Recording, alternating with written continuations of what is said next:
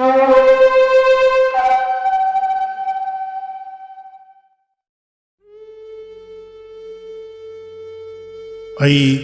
ꯙꯔꯃꯅꯤ ꯆꯥꯎꯔꯕ ꯖꯒꯠ ꯕ꯭ꯔꯍ꯭ꯃꯟꯗ ꯁꯤꯕꯨ ꯀꯥꯏꯍꯟꯗꯅ ꯉꯥꯛꯇꯨꯅ ꯊꯝꯃꯤ ꯍꯥꯏꯕꯒꯤ ꯚꯦꯗꯅ ꯑꯩꯕꯨ ꯙꯥꯔꯅꯥꯠ ꯙꯔꯃꯝ ꯏꯇ꯭ꯌꯥꯍꯨ ꯍꯥꯏꯅ ꯇꯥꯛꯂꯤ꯫ ꯑꯗꯨꯕꯨ ꯉꯁꯤꯗꯤ ꯅꯈꯣꯏ ꯃꯤꯑꯣꯏꯕꯅ ꯑꯔꯥꯟꯕ ꯕꯤꯆꯥꯔ ꯀꯌꯥ ꯄꯤꯕꯤꯗꯨꯅ ꯙꯔꯃ ꯑꯩꯒꯤ ꯃꯥꯏꯗ ꯑꯃꯨꯕ ꯀꯥꯂꯤꯕꯨ ꯇꯣꯏꯅ ꯇꯩꯁꯤꯟꯕꯤꯔꯤ꯫ ꯑꯗꯨꯒ ꯃꯁꯤꯗꯒꯤ ꯍꯦꯟꯅ ꯑꯩꯒꯤ ꯊꯃꯣꯏ ꯀꯥꯏꯔꯤꯕꯗꯤ ꯃꯆꯥꯁꯤꯡꯒꯤꯗ ꯈꯟꯗꯨꯅ ꯃꯁꯥꯒꯤ ꯅꯨꯡꯉꯥꯏꯕ ꯈꯨꯗꯤꯡ ꯊꯥꯗꯣꯛꯈ꯭ꯔꯕ ꯑꯄꯣꯛꯄ ꯃꯃꯥ ꯃꯄꯥꯅ ꯅꯨꯡꯁꯤꯅ ꯊꯝꯕꯤꯔꯝꯕ ꯂꯟꯒꯤꯗꯃꯛ ꯃꯆꯥꯁꯤꯡ ꯑꯗꯨꯃꯛꯅ ꯊꯥꯡ ꯁꯠꯅꯕꯒꯨꯝ ꯉꯁꯤꯗꯤ ꯑꯩꯒꯤ ꯃꯤꯡꯗ ꯃꯤꯑꯣꯏꯕ ꯅꯈꯣꯏꯅ ꯀꯥꯡꯂꯨꯞ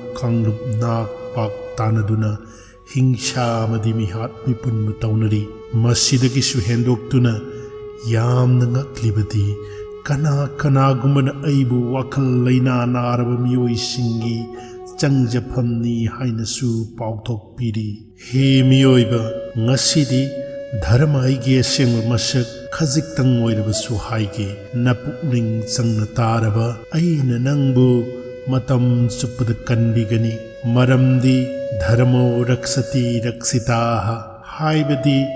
ꯙꯔꯃ ꯉꯥꯛꯄꯁꯤꯡꯕꯨ ꯙꯔꯃꯅ ꯃꯇꯝ ꯆꯨꯞꯄꯗ ꯀꯟꯕꯤ꯫ ꯉꯁꯤ ꯄ꯭ꯔꯀꯤꯇꯤꯅ ꯔꯤꯇꯨꯒꯤ ꯈꯣꯡꯆꯠ ꯀꯥꯏꯗ꯭ꯔꯤꯕꯁꯤ ꯅꯨꯃꯤꯠ ꯊꯥ ꯑꯃꯗꯤ ꯒ꯭ꯔꯍꯁꯤꯡꯅ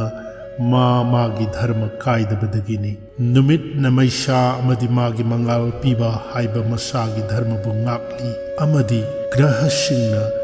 ꯃꯥꯒꯤ ꯈꯣꯡꯆꯠ ꯀꯥꯏꯗ꯭ꯔꯤ꯫ ꯑꯁꯨꯝꯅ ꯆꯥꯎꯔꯕ ꯁꯤꯁꯇꯦꯝꯁꯤꯕꯨ ꯀꯥꯏꯍꯟꯗꯅ ꯊꯝꯂꯤꯕꯁꯦ ꯙꯔꯃꯅꯅꯤ꯫ ꯃꯔꯝꯁꯤꯅ ꯑꯩꯕꯨ ꯙꯥꯔꯌꯇꯤ इति ꯙꯔꯃꯍ ꯍꯥꯏꯅ ꯇꯥꯛꯂꯤ꯫ ꯍꯥꯏꯕꯗꯤ ꯄꯣꯠ ꯑꯃꯕꯨ ꯐꯥꯖꯤꯜꯂꯤꯕ ꯄꯨꯟꯁꯤꯜꯂꯤꯕ ꯅꯠꯇ꯭ꯔꯒ ꯀꯥꯏꯍꯟꯗꯅ ꯃꯁꯥꯒꯤ ꯃꯊꯧꯗꯥꯡꯕꯨ ꯇꯧꯍꯜꯂꯤꯕꯗꯨ ꯄꯣꯠꯇꯨꯒꯤ ꯙꯔꯃꯅꯤ꯫ ꯃꯩꯕꯨ ꯃꯩꯁꯥꯅ ꯑꯃꯗꯤ ꯏꯁꯤꯡꯕꯨ ꯑꯏꯪꯕ ꯃꯇꯧꯅ ꯃꯥꯒꯤ ꯙꯔꯃ ꯇꯥꯛꯏ꯫ ꯅꯨꯃꯤꯠ ꯊꯥ ꯊꯋꯥꯟꯃꯤꯆꯥꯛ ꯑꯃꯗꯤ ꯒ꯭ꯔꯍꯁꯤꯡ ꯌꯥꯎꯔꯕ ꯆꯥꯎꯔꯕ ꯁꯤꯁꯇꯦꯝꯁꯤꯕꯨ ꯁꯪꯁꯀ꯭ꯔꯤꯠꯇ ꯂꯣꯀ ꯀꯧꯏ꯫ ꯑꯁꯤꯒꯨꯝꯕ ꯆꯥꯎꯔꯕ ꯂꯣꯀ ꯑꯁꯤꯗꯒꯤ ꯌꯥꯝꯅ ꯄꯤꯛꯊꯕ ꯃꯤꯑꯣꯏꯕꯁꯨ ꯂꯣꯀ ꯀꯧꯏ꯫ ꯆꯥꯎꯔꯕ ꯂꯣꯀꯕꯨ ꯙꯔꯃꯅ ꯀꯥꯏꯍꯟꯗꯅ ꯊꯝꯕꯒꯨꯝ ꯃꯤꯑꯣꯏꯕ ꯅꯈꯣꯏꯁꯨ ꯙꯔꯃꯅ ꯃꯤ ꯑꯣꯏꯍꯜꯂꯤ꯫ ꯇꯧꯐꯝ ꯊꯣꯛꯄ ꯅꯊꯧꯁꯤꯡ ꯇꯥꯛꯇꯨꯅ ꯍꯦꯟꯅ ꯐꯕ ꯅꯨꯡꯉꯥꯏꯕ ꯑꯃꯗꯤ ꯆꯥꯎꯈꯠꯄ ꯄꯨꯟꯁꯤꯕꯨ ꯄꯤꯔꯤ꯫ ꯑꯩꯒꯤ ꯃꯁꯛꯄꯨ ꯁ꯭ꯋꯌꯝꯚꯨꯕ ꯃꯅꯨꯅ ꯁꯨꯝꯅ ꯇꯥꯛꯈꯤ ꯃꯗꯨꯗꯤ ꯙ꯭ꯔꯤꯇꯤꯍꯤ ꯁꯃꯥꯗꯃꯣꯁ꯭ꯇꯦꯌꯝ ꯁꯧꯁꯝ ꯏꯟꯗ꯭ꯔꯤꯌ ꯅꯤꯒ꯭ꯔꯍ ꯙꯤꯔꯚꯤद्या सत्यम अक्रोधो दशकम धर्म लक्षणम हाइबदी धृति अखांग कन्बा क्षमा ngakpi haiba dama pukning khudum chanba asteyam thamoi sengba sausam nungpan sengba luba indriya nigraha indriya khudum chanba dhi achum maran vichar ngamba vidya mahai masing haiba satyam achum lambida chatpa amadi akrodho saudaba hairiba मियोइबगी अथोइबा गुणसिंगसिगा लोइनना मागी तौफम थोकपा मथौसिंगबु वेदना ताक्ली मदुबु पुरुषार्थ हाइबदी धर्म अर्थ काम मोक्षगी लंबी कवि। अहानबदा गुण तरा अदुना मतिक चाब ओइहनगनी मथंगदा संसारदा लंथुम तानबा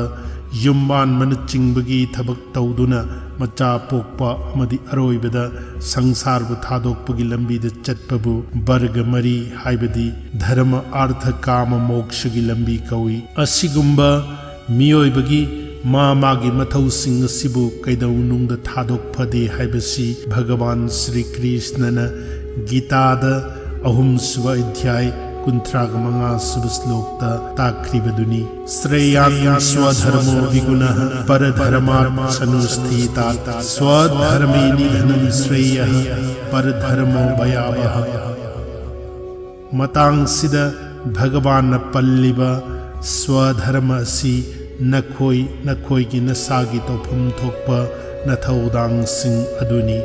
नसागी नथौबु थादोक्लगा परधर्म हाइबदी मीगी मथौ लामसिल्लुबदी अवोट अपा साब अमदी चरांगनबा थोखन्नबा मचाकनी हाइबनी मसिबु खंजदब कनागुंबा पंडित छाबसिंगने कोट तौरगा इशागी लाइनिंग अमदी मीगी लाइनिंग हाइन अर्थ तौदुना शेरान तुरान ngang याउरी अदुमकपुनी भगवान श्री कृष्णन पंडित नतना पंडित छारुनु लाइरिक तमदना नियम नायना रिसर्च तौदना अमदी यूनिवर्सिटी न शक्खंगदना पंडित ओइब यादवनी सेंद्रांग पंडित तागनी महाभारत रामायण की ओरिजिनल टेक्स्ट मपुनसिदसु उदना वारी लीब खर तमलुरगा वेद वेदांत बुखंगली हाइरबदी लैबुंगदा इतिहास नैनरगा फिजिक्स केमिस्ट्री लोइन खंगली हाइबगुंबनी मधु नसागी फुंगादगी हेंदोरक यारोय तौहैदे हाइबनी मसिगी सुमथक्ता धर्मना लाइनिंग बुसु खंगहंदे अमांग असोइद हिंगबा तिनगी पुंसिबु मियोइबना हंगोई तुकुच्चबगुम अखंगबसिंगना संसार सिमक तमथिरबा लैना अमनी लौई मरमदी आई अमदी ऐगी नत्तबदा ऐनी ऐगिनी हाइना मतम चुप्पदा पंगथदुन लई इसिंग ड्रॉप अमा नत्रगा लैतुम मचा अमगी मनुंगदा लैबा संसार नत्रगा हैबोंग मनुंगी संसारबु मियोइबना उबगी मतौगुम पृथ्वीसु हेन शक्ति लैबा जीवसिंगना बिंदु नत्रगा हैबोंग अमगुम उगनी अदुगुम्बा बिंदु सिगी मनुंगदनी नखोई मियोइबना ऐगी मीगी हाइबा चावरब संबल कया नसा नसागी इमुंगदगी हौरगा जाति बिजाति अमदी देश विदेश फाउबगी थाकत खानरी मसिना मियोइब जातिबु पुनगदबा नत्रगा निंगथिजब लई परेंग अमगुम लेंगदबा धर्म कौब लंगलादुदा chown सिंगनरी medical science तमदुना practice तौरबा doctor की सिनफमदा ऐखोइगी मखोइगी मनाट खाइदबगुम मियोइबबु संसारदा मतम चुप्पदा ओइदबदा थाजरिबा अनाबा असिबु कोहंदुना पोकपगी महै याननबा विज्ञान ओइरिबा धर्म ऐगोंदसु इनाट मनाट हाइब करीमत लैति मागी तौफम थोकपा मथौदांगबु हिक्तोक फदे हाइब सिबकना ख्वाइदगी अथोइब धर्मरा हाइबसि ताकनबा भगवान श्री कृष्णन महाभारत की सभा पर्वदा परीक्षा अमतौदुन उत्खी मधुदी सत्यवादी धर्मनिष्ठा ओइब महापुरुष भीष्मन चिंगमन तिल्लबा हस्तिनापुर नरेश धृतराष्ट्र की सभाद उपाय लेत्रवी द्रौपदीबु फी मुंदुन इकाइब पीखी सभादुद तिल्लिबा दानवीर कर्ण द्रोण अमदी कृपाचार्जन चिंब खुदिंगना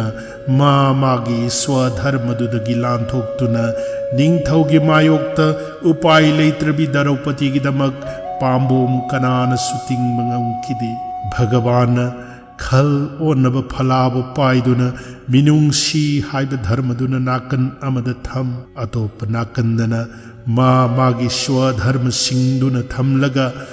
खलबु येंबदा कना अमतन मिनुंगसी HYBE धर्मबु लौकिदि मरमसिना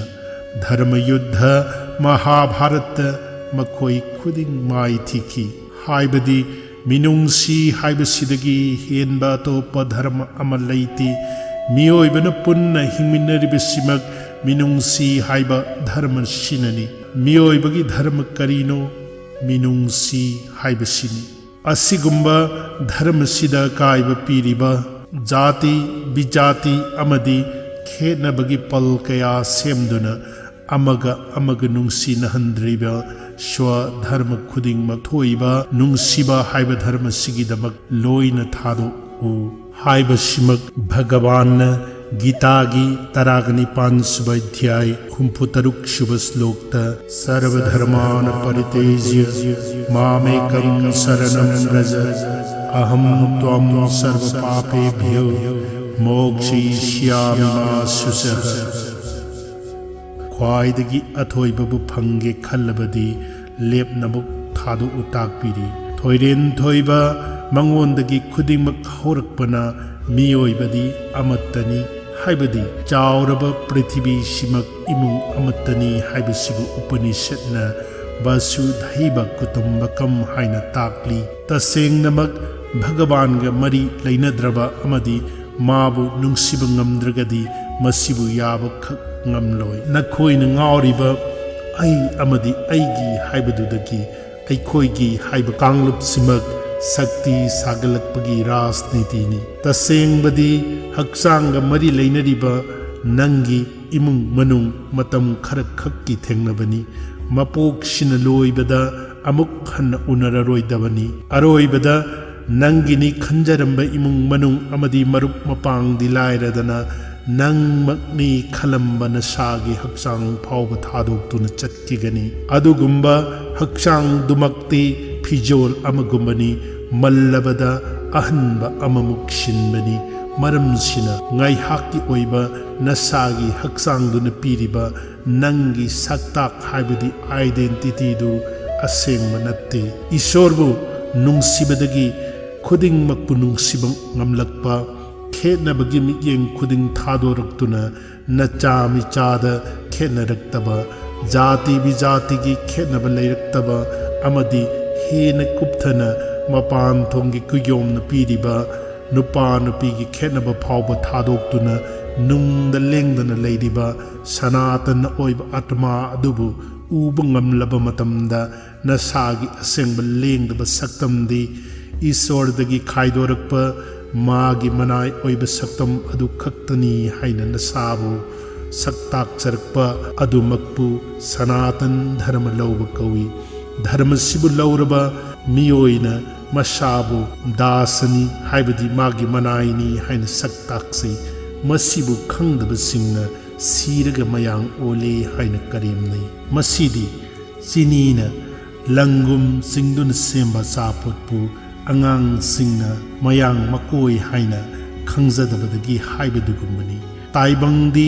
oidabada chatpani awoibadi kharatani hirabu nungni haijinba wahaigi oina chumi adubu lambi da taba nungni khana hundokpadi johar singna kaidau nungda tauroi hiragumba sanaton dharmabu achamba nungni pauthokpa karisu shauningai oidi madi lengdraba mutlaroidaba haibaduni Hare Krishna.